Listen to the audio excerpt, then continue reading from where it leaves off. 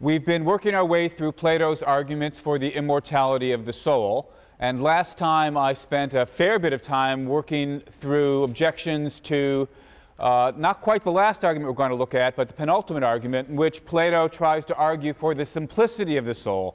The set of connected ideas, you recall, were these, that Plato wants to suggest that in order to be destroyed, you've got to have parts. To destroy something is to basically sort of take its parts apart. If he could only convince us that the soul was simple, it would follow that it was indestructible and hence immortal. He asks, what's our evidence for something's being indestructible? What kinds of things are simple? Well, these are, he then goes on to claim, invisible things, things that don't change. After all, changing is a matter of the rearrangement of the parts. And so if something can change, it can't be simple. Maybe it could be destroyed. But if we could become convinced that the soul was not composite, if it was something that couldn't change, then it would be simple. Perhaps then it would be indestructible. And then he goes on to suggest that the invisibility of the soul is evidence for its being changeless, and hence simple, and hence indestructible. So that's the argument we worked through last time, and I spent a fair bit of time suggesting that if you pin down precisely what Plato means by invisible, the argument doesn't actually go through. Before leaving that argument, there's a couple of extra remarks I want to make about it. First, we probably shouldn't have been so quick to want to buy into the suggestion that the soul is changeless. After all, if you think about it, it seems that at least on the face of it, the soul does indeed change. On one day you believe, for example, that it's hot. On another day you believe that it's cold. On one day you believe that, so-and-so is a nice person. On the next day you believe that so-and-so is a mean person. You desire to learn the piano. The next day you give up on that desire. Your beliefs, your goals, your intentions, your desires, these things are all constantly changing. And so at least on the face of it, it looks as though we might well want to say the soul, if we do believe there are souls, the soul is changing as well in terms of what thoughts and beliefs it's housing. So we should have been skeptical in the first place of any argument that said, based on the invisibility of the soul, we can conclude that it's changeless. Doesn't seem to be, in fact, changeless. Furthermore, we should be, or at least we might well be skeptical of the claim that the soul is simple. Indeed, Plato himself, in other dialogues, argues against the simplicity of the soul.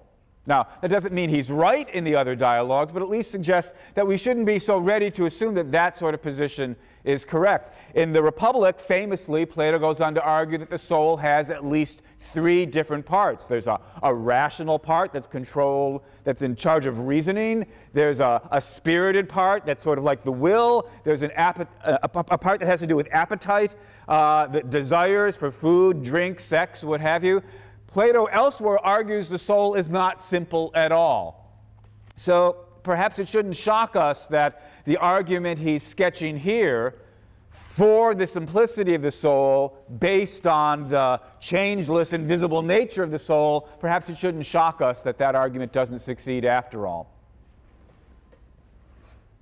Finally, although I gave Plato previously the assumption that if only we could establish the simplicity of the soul, it would follow if the soul was indestructible. After all, you couldn't break a soul by tearing its pieces apart if it didn't have pieces, if it didn't have parts. Nonetheless, I just want to register the thought that it's not actually obvious that simples can't be destroyed. Well, they clearly can't be destroyed by the particular method of destruction that involves taking them apart. They don't have parts. You can't take them apart. But for all that, it still seems conceptually possible for a simple to be destroyed in the following sense: it goes out of existence. After all, where did the simples come from in the first place? Well, at least from a logical point of view, it seems as though there's no difficulty in imagining that at one point a given simple didn't exist, and then at the next point it popped into existence. Well, how did that happen? Maybe God said, God says at the beginning of Genesis, "Let there be light." So maybe he says, let there be simples. Right? Given moment they weren't there, the next moment they were. Well, after a while, maybe God says, let the simples no longer exist. Given moment, there they were. The next moment, they no longer exist. Seems as though that idea makes sense. And so, even if we agreed that the soul was simple, even if we granted everything in Plato's argument up to this point and said the soul really is simple, it still wouldn't follow that it's immortal. We'd still have to worry about the possibility that the simple soul might simply pop out of existence at a given point, perhaps the very point when the body gets destroyed. So I'm inclined to think that this most recent argument of Plato's, the argument from simplicity, no, that's not successful either. Before leaving that argument, there's one other piece of business I want to discuss. This is a footnote that I put aside, or a point that I put aside previously. You'll recall that we were worried about, the objection got raised that the right way to think about the soul is like the harmony of a harp. And this was originally offered as a counterexample to the thought that invisible things couldn't be destroyed, but harmony could be destroyed. It was invisible, so invisible things could be destroyed. But I mentioned that, look, whether or not this is a problem for the argument, it's an interesting suggestion in its own right, because the suggestion that the mind is to the body, the soul is to the body, like harmony is to an instrument with strings, seems to me to be an early attempt to describe something like the physicalist conception of the mind. Just as harmony is something that gets produced by a well-tuned instrument, the soul or the mind is something that gets produced by a well-tuned body. Now, Plato's got some objections to the suggestion that we should think of the mind as the harmony of the body. And so I want to take just a moment and talk about those objections, because, of course, if they were compelling objections, that might well give us reason to doubt the physicalist view. Whether or not Plato's arguments for the immortality of the soul work, he might still have some good arguments against the physicalist conception. But in thinking about these objections, it's important to bear in mind that it's only meant, the harmony analogy is only meant as just that, as an analogy. Right? The claim isn't, or at least it shouldn't be understood as saying, literally, the mind is harmony. It's rather, the mind is like harmony. It's the sort of thing to the body like harmony is to a harp. Something that can be produced by a well-functioning, well-tuned physical object. A well-tuned instrument can produce melody and harmony. A well-tuned, properly functioning body can produce mental activity. That's the suggestion. And so even if it turns out that there are some ways in which the mind isn't exactly like harmony, doesn't show us that the physicalist view is wrong. Well, still, let's quickly look at what Plato's arguments were. First, this is, I think, an interesting argument. Plato says, harmony clearly cannot exist before the existence of the harp itself. Right? The melodiousness of the harp can't exist prior to the physical construction of the harp. And if mind were the sort of thing that was produced by the proper functioning of the physical body, then pretty obviously the mind could not exist prior to the creation of the physical body. However, Plato has already argued earlier in the dialogue that the soul does exist prior to the existence of the body. That's the argument from recollection. Soul exists prior to the body. It can't be like harmony. Physicalism's clearly got to be false. But I said that I didn't find the argument. I tried to explain why I didn't find the argument from recollection persuasive. I certainly do want to agree that if we became convinced that the soul did exist prior to the existence of the body, we would certainly want to agree that the soul is not like harmony. But I don't think the argument from recollection succeeds. Plato's second objection is to point out that harmony can vary. We talk about the melodiousness of the harp Well, it can be harmonious in a variety of different ways, and indeed to different degrees. An instrument can be more or less harmonious. What it's playing can be in greater or lesser harmony. But it doesn't seem as though souls come in degrees. You've got a soul, you don't have a soul. That's the argument, that's the objection. You've got a mind, you don't have a mind. But perhaps we should, that's the objection. Of course, if that was right, then again we might have to conclude, well, whatever the mind is, it's not quite like harmony is to the body. But I'm not so sure we should agree that the mind can't come in degrees.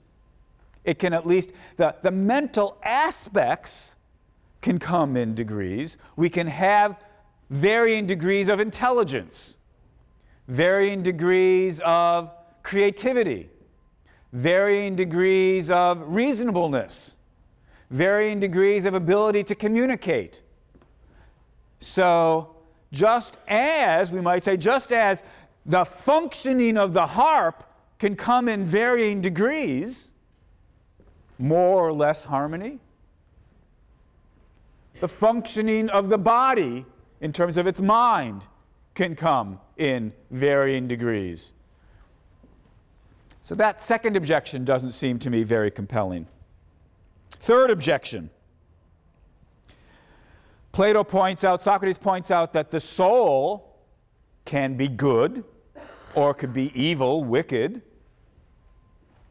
When the soul is good, when you've got somebody who's sort of got their stuff together, we might speak of them as having a harmonious soul.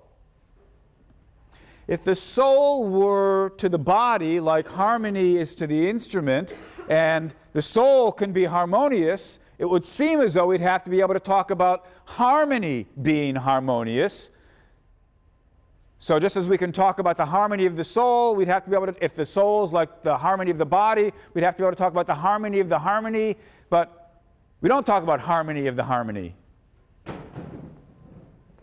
Not quite sure what to make of this objection. This might be a point where it would be well to remind ourselves of the fact that the suggestion was never that the soul just literally is harmony. It's just similar to harmony, says the physicalist, in the way that harmony gets produced by the body, by the instrument. In that same way, mind or mental activity gets produced by the body. We don't have to say that everything that's true of the mind is true of harmony, everything that's true of harmony is true of the body or the mind. Still, I think there's a bit more we can say in response to this objection. That's this. Just as it's true that we can talk about minds or souls being good or wicked, we can talk about different kinds of harmony. There's certain harmonies are sweeter than others. Some of them are more jarring and atonal or discordant. Although we might not normally talk about how harmonious the harmony is, it seems as though harmonies can come in different sorts and different kinds. And then it turns out we really would have an analogy to the mind, which can come in different sorts and different kinds. So I think this third objection isn't really compelling either.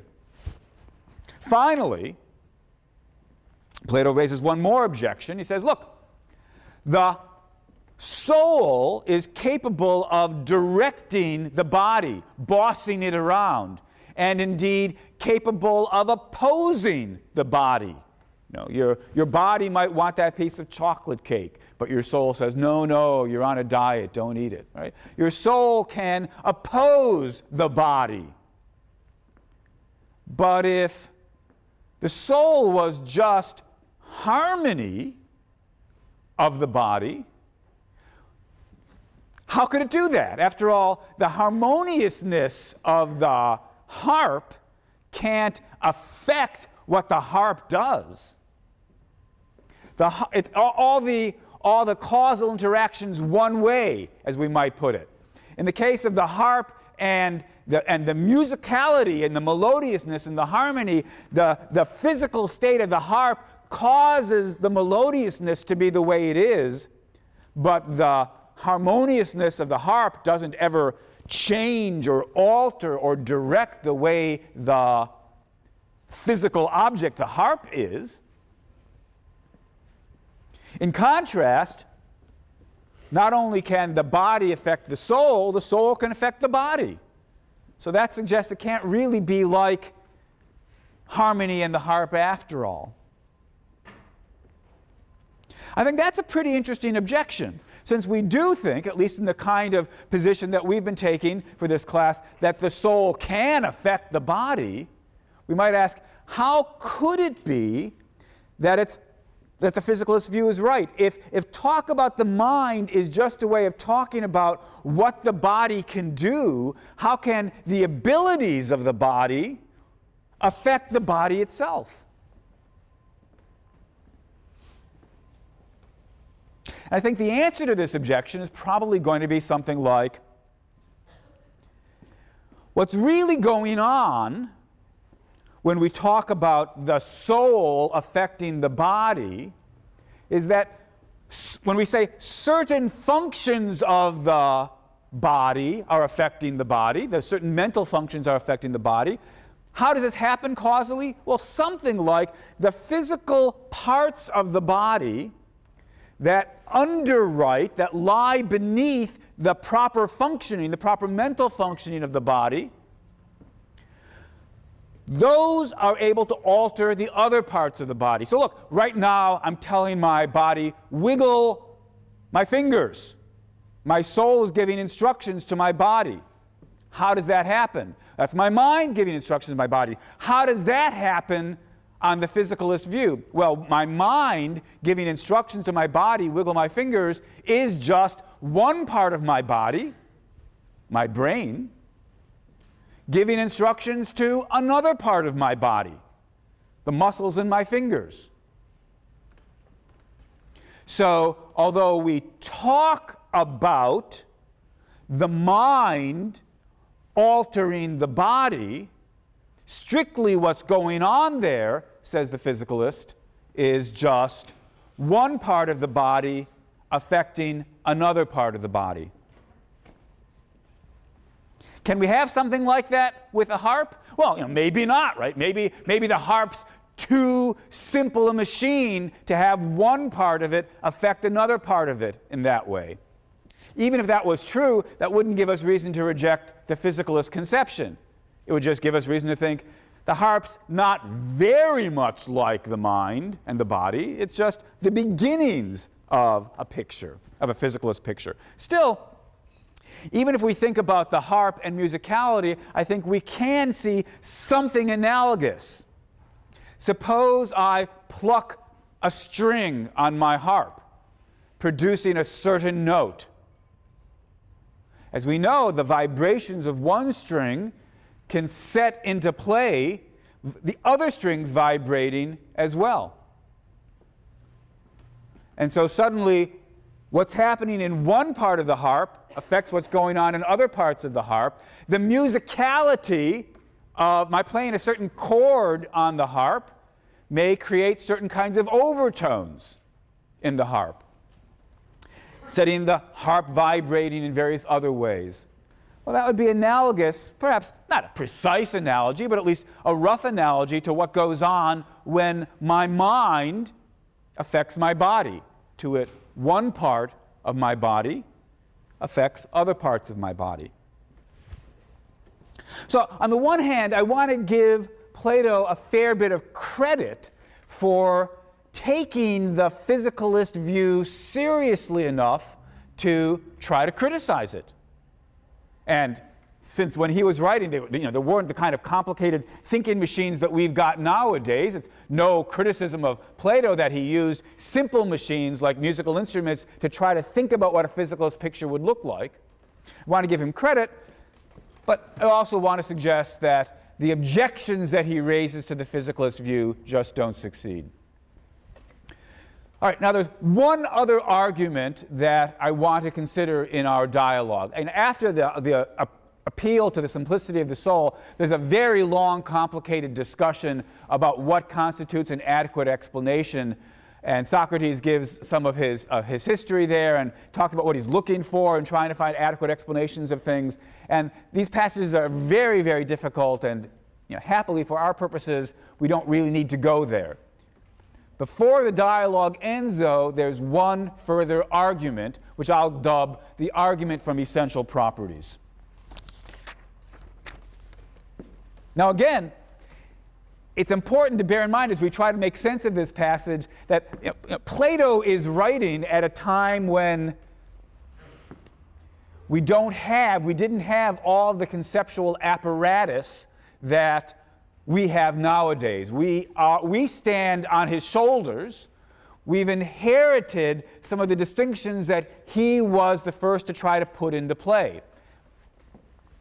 And so although, again, I'm about to sketch or reconstruct an argument and claim that the argument doesn't actually work, this isn't really meant by way of being dismissive of Plato. I want to give him a tremendous amount of credit. He's trying to see his way through a morass of issues that are still confusing to us today, though I think we can see somewhat further than he was able to see. At any rate, the distinction we need to understand the final argument is the distinction between an essential property and a contingent property. An essential property is a property that a given object must have. It always has as long as it exists at all. A contingent property is a property that an object may happen to have its entire existence, but could have existed without. So, my car is blue. That's a contingent property of my car. I could take it to the paint shop and get it painted red, in which case it would be red, it would no longer be blue, but the car would still exist. My car is blue, but it could be red. It could exist as a red car. And even if I never, over the entire course of existence of my car, never get it painted, so that from the moment it came into creation to the moment it gets smashed, it's always blue, still, we understand perfectly well the idea that it could have been red. There's nothing incompatible with the idea that this car exists and is red. So that's an example of a contingent property. And I might have a pencil, and the pencil is whole, and I never break it, but I could have broken it. It's a contingent property, whether the pencil is whole or broken. I take a piece of metal, it's contingent property, whether it's straight or bent. I might bend it, now it's bent. I might straighten it back out, now it's straight. Many, many properties are contingent properties. You're happy, you're sad, you're awake, you're asleep. But some properties, in contrast, are essential properties. For the particular thing that we're thinking about, it's not possible to have that thing and not have the property in question. Plato gives the example of fire and being hot. Fire is hot. That's a property that it's got, but it's not a contingent property.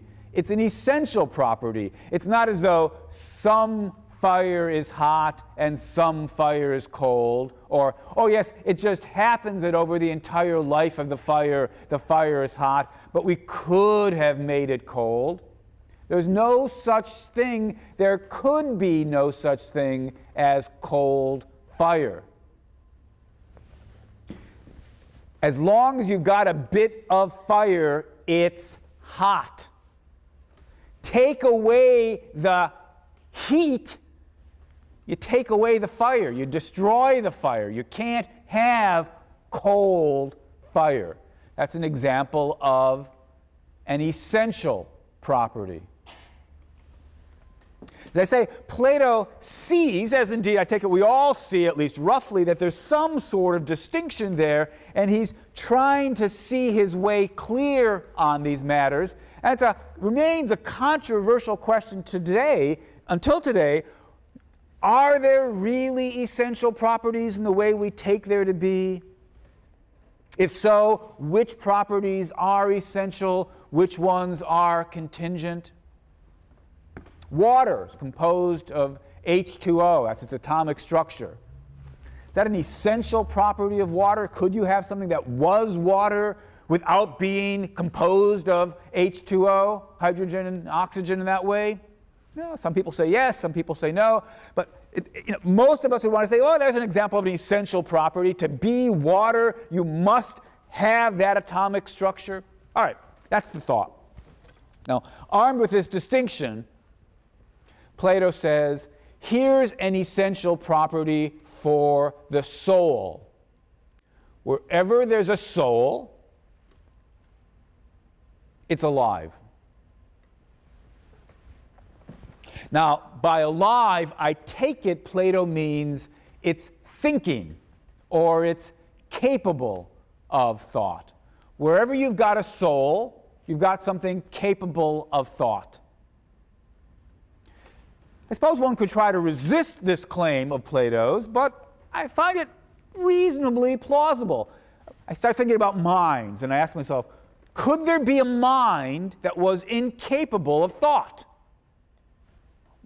Maybe not. Maybe that's sort of built in to minds by definition. Where, just like you couldn't have something that was fire without it being hot, so you couldn't have something that was a mind without its being capable of thought. Important to say the word capable here, right? It's not as though all minds always are thinking. I presume there are stretches during the night when my mind is not thinking, not dreaming. Still, it's capable of thought, even though it's not thinking at the time. But you say, no, here's a mind that's not even capable of thought. I want to say, then it's just not a mind. So, all right, maybe being capable of thought is an essential property of the mind. Plato thinks about the mind in terms of souls. So maybe being capable of thought is an essential property of the soul. And I think that's what Plato means when he suggests the mind is essential, the soul is essentially alive. It's a necessary property, as we might put it, of the soul that it's alive, that it's capable of thought. So to say, not an implausible claim, let's give it to Socrates. But once we give it to Socrates, Plato thinks, now he's pretty much done. After all, think about what it means to say that something's got an essential property. Fire's got the essential property of being hot. It means there's only two possibilities. Either you've got some fire and it will be hot, or the fire's been destroyed. It's been put out. Those are the only two possibilities. You'll either have, if heat is an essential property of fire, either you've got some fire and it's hot, or the fire no longer exists. It's been put out. There's no third possibility of a non-hot fire, of a cold fire. So if you've got the claim that life's an essential property of the soul, only two possibilities. Either you've got the soul and it's alive, to it, it's capable of thought, or the soul's been destroyed. But Plato thinks we can rule out that other possibility. How? Well, it's by thinking about this particular essential property. Look, there's nothing in the idea that fire has the essential property of being hot to make us think it couldn't be destroyed. But there is something, Plato thinks, in the idea of being essentially alive to rule out the possibility of its being destroyed. In fact, as you say the very words, you begin to feel the force, the pull of Plato's position. If the soul is essentially alive, if it's necessarily alive, it's got to be alive. Can't be destroyed. That's, I think, at least the kind of argument that Plato means to put forward. He does it in terms of the phrase deathless. He says, let's actually get this up here, the board. 1, life is an essential property of the soul.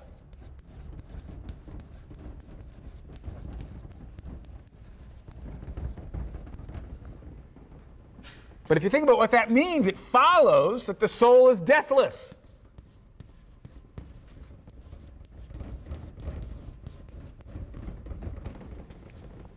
After all, if the soul is, if it's essentially alive, that means it can't be dead. So it's deathless.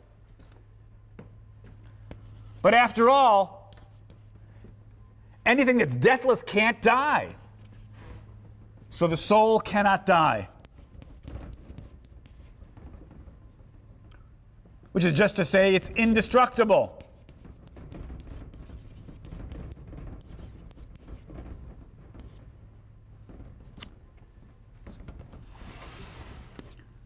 So, soul can't be destroyed.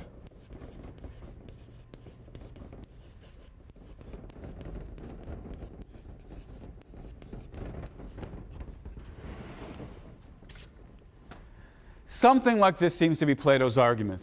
One, life's an essential property of the soul, but we can just summarize that by saying the soul is deathless. But if the soul is deathless, it can't die. It can't die, it can't be destroyed. It's indestructible. So the soul can't be destroyed.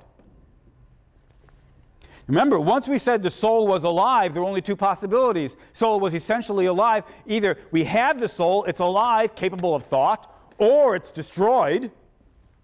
But if the soul can't be destroyed, that leaves only the possibility the soul is alive, capable of thought. That's just what Plato thinks. The soul will always exist, capable of thought. Well, it won't shock you to hear that I don't think this argument actually works. And I think where it goes wrong is there's a certain kind of ambiguity in the idea of being deathless.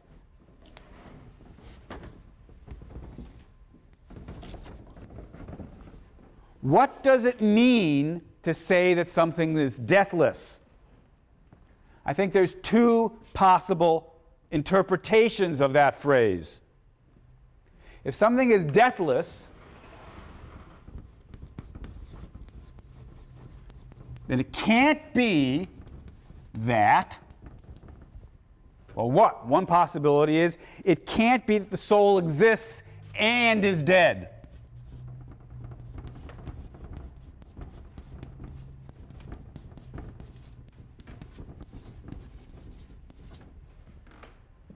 That's one possible interpretation.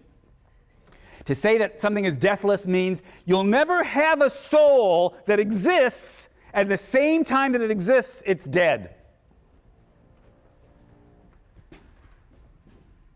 But there's a second possible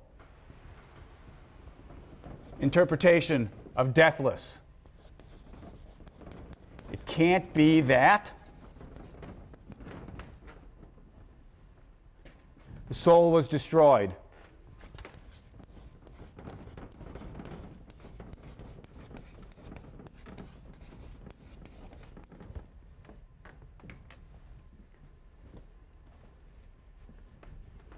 It's very easy to confuse these two interpretations of deathless, A and B. And basically, this is what I think is going on with Plato. He's running back and forth between these two interpretations. If life is an essential property of the soul, then that means we will never have, as it were, a soul in our hand that exists and is dead.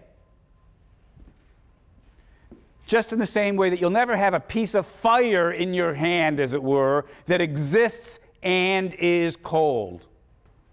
Can't happen. Wherever you've got a soul, it is alive. So it's deathless in sense A. Since wherever you've got a soul, it must be alive, it couldn't be the case that the soul exists and is dead. So it's deathless in sense A. But for all that, it could still be, logically speaking, that the soul could be destroyed, just like the fire can be put out. We could imagine something that couldn't be destroyed. Then, of course, it would be deathless in sense B, a much stronger sense of deathless. What Plato needs, what Plato wants, is to convince us that the soul is deathless in sense B. It's true of the soul that it can't be that it was destroyed. But all he's entitled to is sense A. You'll never have a soul that exists and is dead, because being alive is an essential property of the soul. But the mere fact that where there's a soul, it's alive, doesn't mean the soul couldn't be destroyed. Just like from the fact that where there's fire, it's hot, doesn't mean the fire can't be destroyed.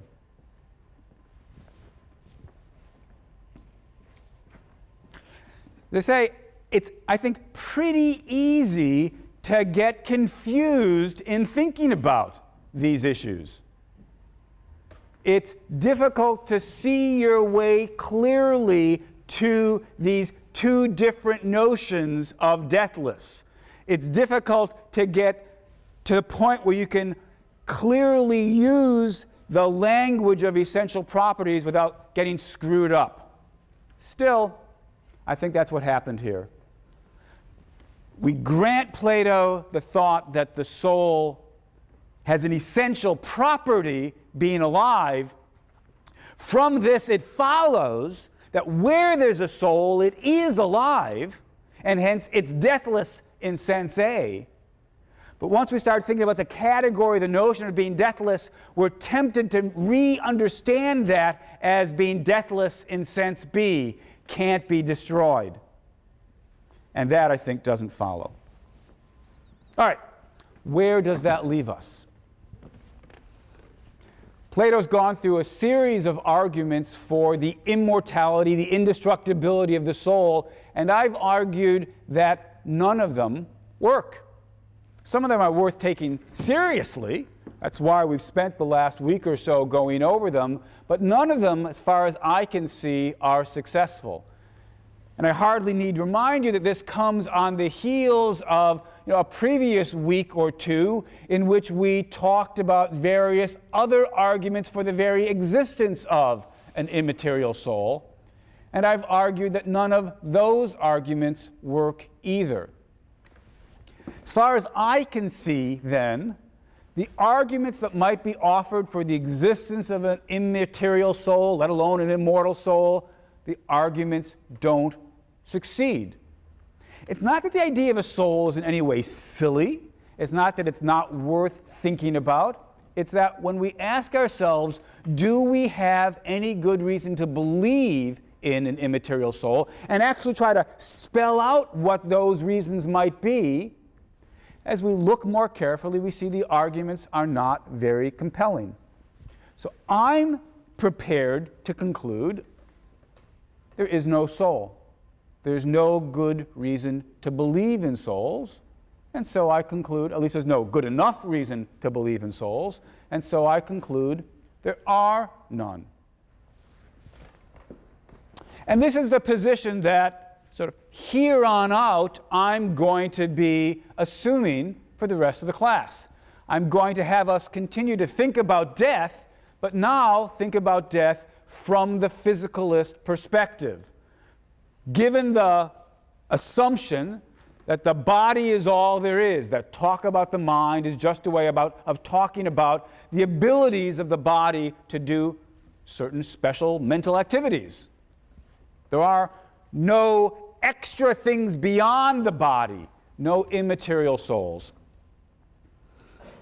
Now, it wouldn't be unreasonable at this point to accuse me of begging the question. After all, think about what I've done. I put all of the burden of proof on the fan of souls. I've asked the dualist, give me some reason to believe your position. And I've said the arguments on behalf of dualism aren't very convincing. Don't I now need, in fairness, to do the same thing for the physicalist? Don't I need to turn to the physicalist and say, give me some reason to believe that physicalism is true. Give me some reason to believe souls don't exist. After all, I turned to the dualist and said, give me some reason to believe in souls. Those arguments didn't work. Don't I now need to turn to the physicalist and say, give me some reason not to believe in souls? Prove that souls don't exist? Isn't that fair? So let's pause and ask ourselves, how do you go about proving that something doesn't exist? Or, to put it in a slightly better way, when do you need to prove that something doesn't exist? When we have examples of things whose existence we don't believe in, how do we decide when we're justified in disbelieving them? Take something like dragons. Let me assume that everybody in this class, in this room, does not believe in the existence of dragons. How do I prove that there aren't any dragons? I mean, there could be dragons, couldn't there? But there aren't any. You don't believe in dragons. So don't you need to disprove the existence of dragons before you continue on your way of not believing in them? I imagine nobody in this room believes in the existence of Zeus, the Greek god. How do you disprove the existence of Zeus? Don't we have an obligation to prove that Zeus doesn't exist? But how could you do that? Well, unsurprisingly, I don't actually think you do have an obligation to disprove those things. It doesn't mean you don't have any obligations. Just have to be very careful about what the intellectual obligations come to. So back to dragons. What do we need to do for dragons? Well, the most important thing you need to do to justify your skepticism about dragons is to refute all of the arguments that might be offered on behalf of dragons. My son's got a book about dragons with some very nice photographs. So one of the things I need to do in order to justify my skepticism about dragons is explain away the photographs. Or the drawings or what have you. I need to explain why it is that we have pictures even though there really aren't any dragons. Well, you know, some of these are just drawings, and people were drawing things out of their imagination. The things that look like photographs, you know, nowadays with computer-generated graphics, you can make things that look like photographs, and given Photoshop, you can make things that look like, pictures of just about anything that doesn't even exist. How do I prove there aren't any unicorns?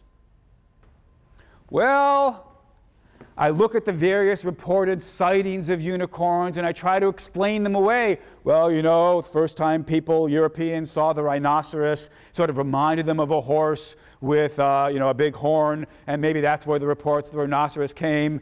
Oh, the various reports of the unicorn came from the various unicorn horns that have been offered, in various collections upon examination by biologists turn out to be narwhal horns, certain horns from whales and so forth and so on.